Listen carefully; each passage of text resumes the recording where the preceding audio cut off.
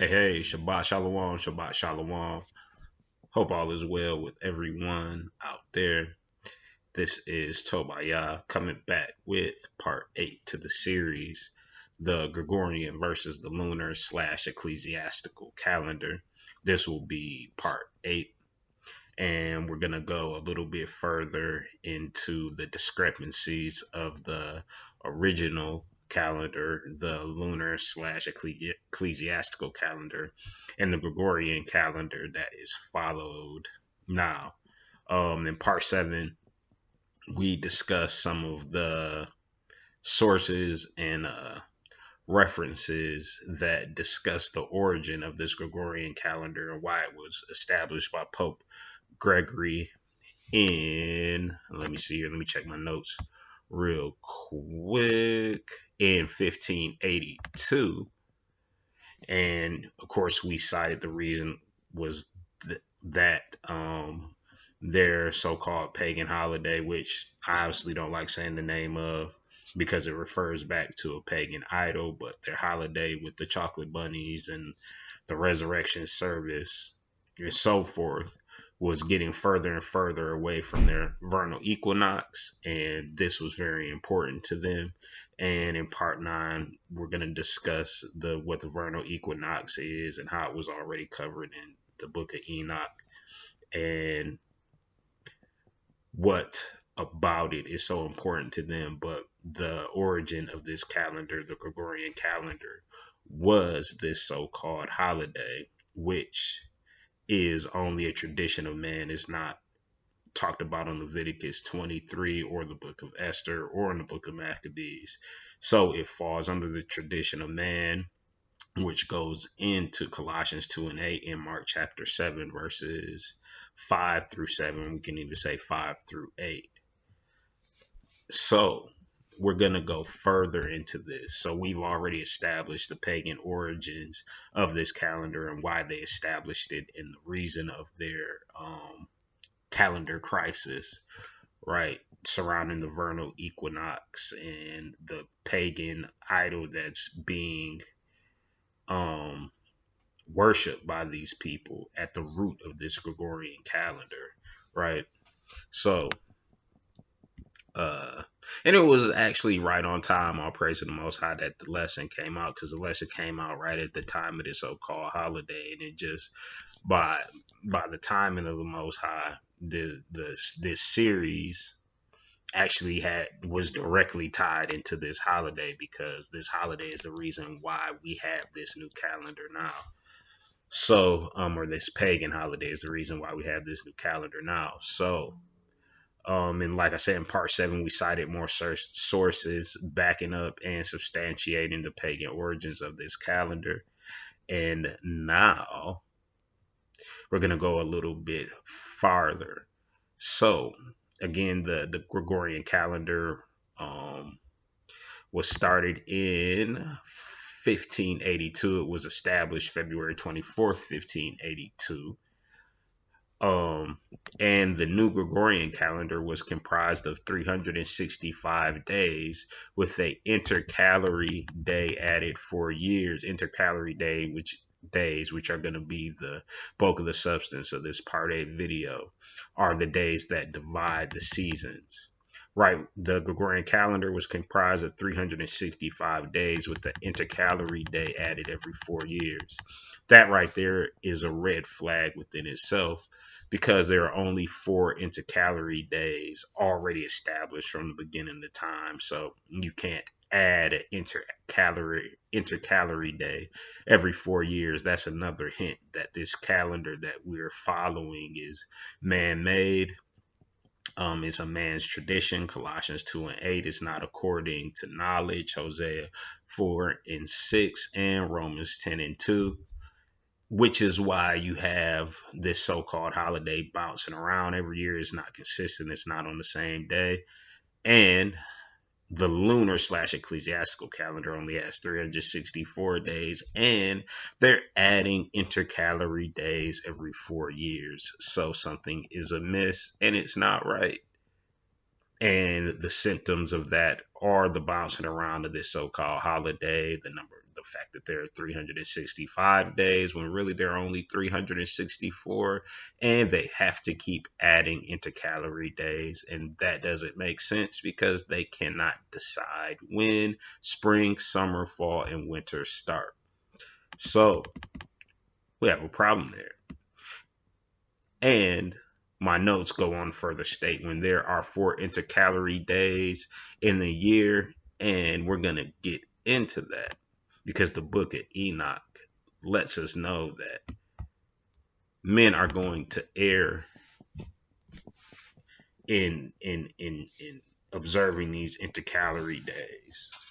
And Enoch knew that way back then. So let's get into some scriptures here. I'm going to go into the book of Enoch, which I know a lot of people, since it's not a canonical scripture that was in the King James transliteration, they don't consider it scripture.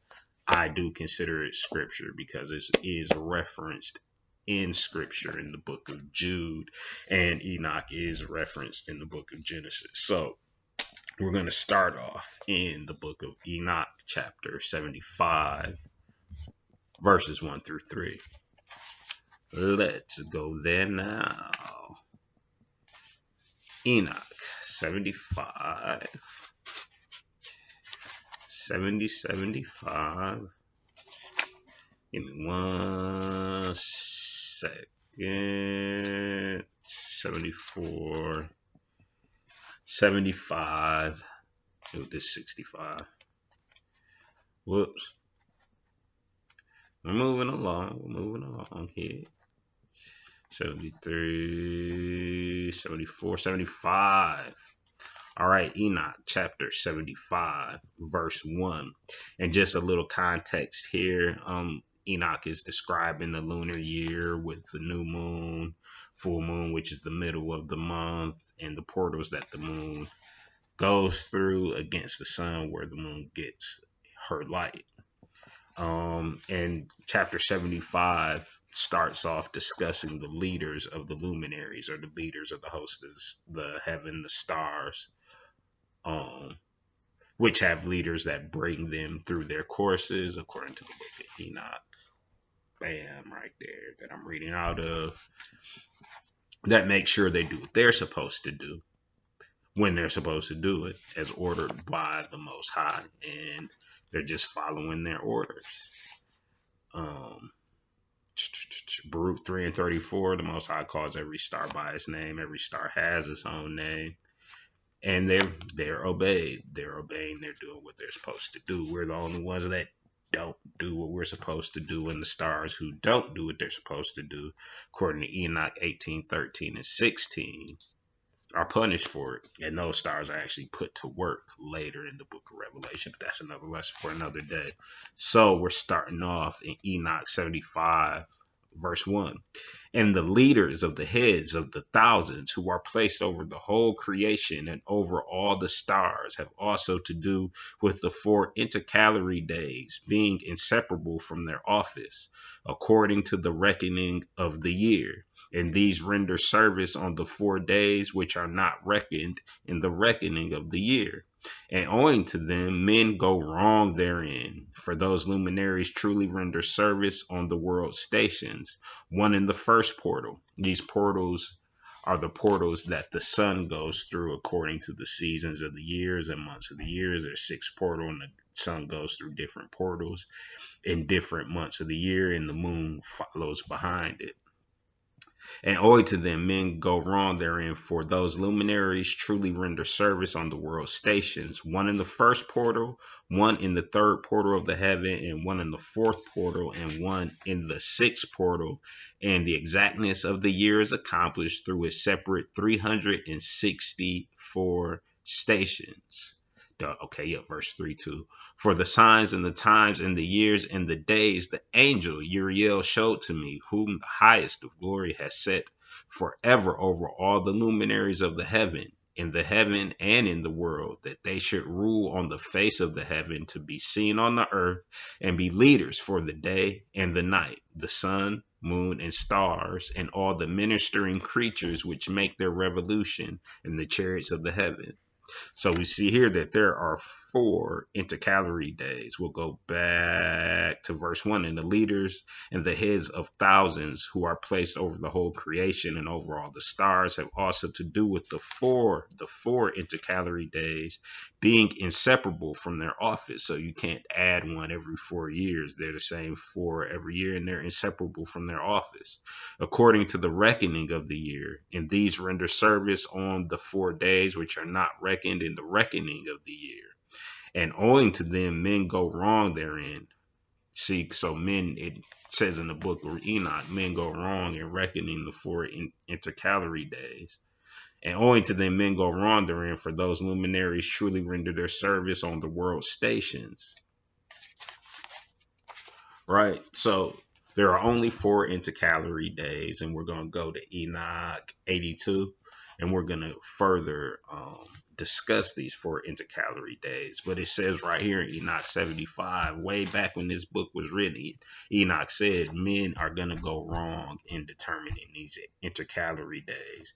And we see here in February of 1582, this is exactly what happened, because when this Gregorian calendar was established, first of all, there was 365 days in this Gregorian calendar. And we just read here, the book of Enoch, that there are only 364 days in the year.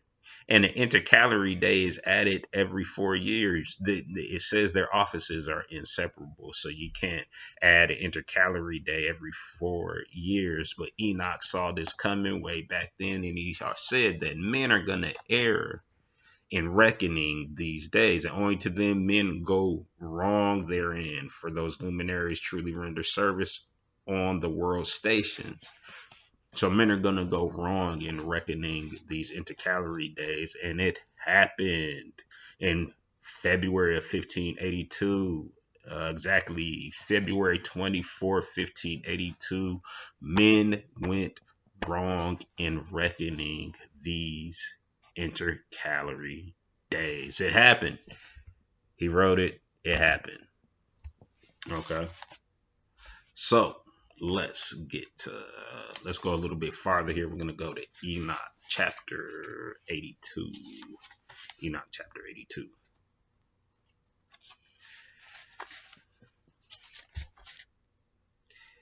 Enoch chapter 82. And you know what? I'm going to go ahead and do a continuation of this video. Part 8 continued. So we'll pick up chapter 82 in the continuation here, part 8 of the Gregorian calendar versus the lunar or ecclesiastical calendar.